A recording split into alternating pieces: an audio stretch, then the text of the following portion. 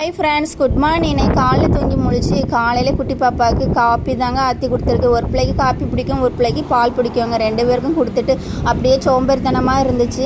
சமையல் கட்டுக்கு வந்தால் அங்கே மாமி எல்லா குழம்பும் கூட்டம் வச்சுட்டாங்கங்க. அம்மாடியோ நமக்கு இன்னைக்கு சோம்பேறி ஆகிட்டு நமக்கு இன்னைக்கு வச்சாச்சு இன்னும் நம்ம சந்தோஷமாக இருந்தோங்க.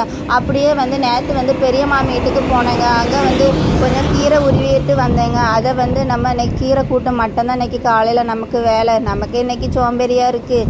என்ன பண்ணன்னு இருக்கச்சில சமையலாம் முடிஞ்சிட்டா ரொம்ப சந்தோஷம். அப்புறம் மூத்த பிள்ளை கடைக்கு போயிட்டு வந்தாங்கங்க.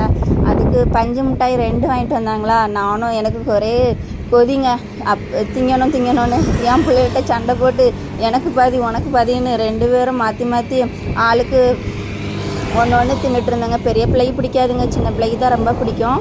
அப்படியே நம்ம லஞ்சு பாக்ஸ் என்னென்னா செங்கல்பட்டில் அரிசி சோறு தாங்க, முட்டை, அதுக்கப்புறம் உள்ளி குழம்பு, ஸ்நாக்ஸுக்குன்னே பிஸ்கட்டு தாங்க. கூட்டு நேரத்தில் உருளைக்கிழங்கு கூட்டு மாதிரி இன்றைக்கி மாமி வச்சுட்டாங்க.